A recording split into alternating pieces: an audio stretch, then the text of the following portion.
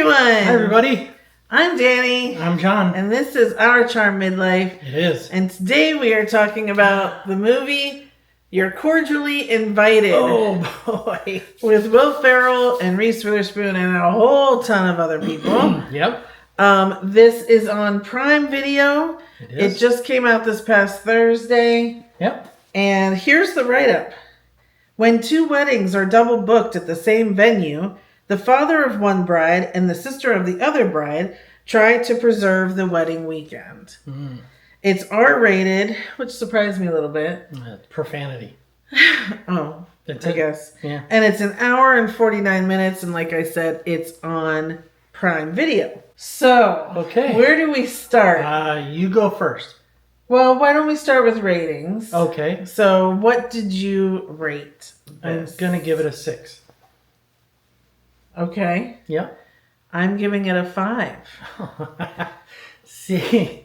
Okay. I was between a 5 and a 6, actually. Okay. Well, so we watched this movie yesterday when it came out last night. Last night. Today's Friday. Yes. And we have not talked about it. Last day of January. Thank goodness. Yeah. January's lasted about 85 days. Today is January 90th. Yes. I'm giving it a 5 because of a lot of reasons. First off, these two, which you can't see, Will wrestling a alligator here. That was the highlight. These two miscast. Where I think, and maybe this is a spoiler, but I think people know going into it, they're going to want to bring these two together. And I think that's so wrong. I just think that these two don't work together. When they were arguing somewhat, I felt like this might be okay. But to then put them together, no. I didn't like that at all. Even their just delivery, I just thought it was all wrong. Everyone knows, if you've been watching this channel, I love Will Ferrell. Like, love him. Yes. This character was dumb. This character was just dumb and annoying. Like, the overly nice thing was too much. I mean, that in and of itself wasn't bad, but then the break in sanity that he has, and the bad choices he makes, and that's just so weird. And I'm glad that eventually they got to a storyline that made sense for both of these people. First off, again, they didn't need to end up together. Like, we could have just parted ways and been fine with that. I spent the first half of the movie going, I hope they're not going to end up together. Right, me too, absolutely.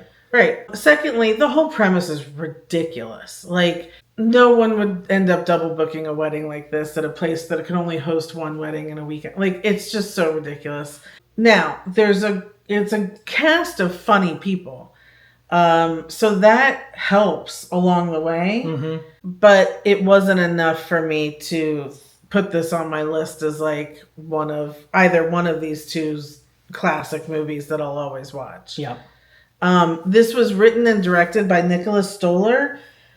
He directed Forgetting Sarah Marshall. He directed Neighbors.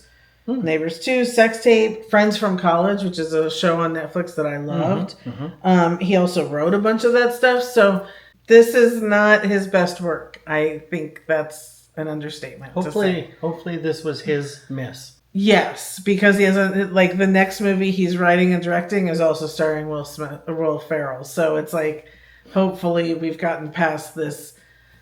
He got this one out of his system, and we'll move on. This was his mulligan. Yeah. So I'm giving it a 5. I have no reason to probably ever watch this movie again. It really just more annoyed me than anything. Of course, it was too long. Should have been much closer to 90 minutes. It's like somebody put a gun to their collective heads and said, make a movie. With the wrong people. Well, no, they took this random group of people and said, you guys make a movie. Right. And this is the result of it. It's a weird story. It's not particularly well acted, right. I didn't think. Well, it's hard too when you're given such crappy material, as far as I'm concerned. Will's character is alone because his wife died and he's raising his daughter, blah, blah, blah. They both had to be alone and like loners.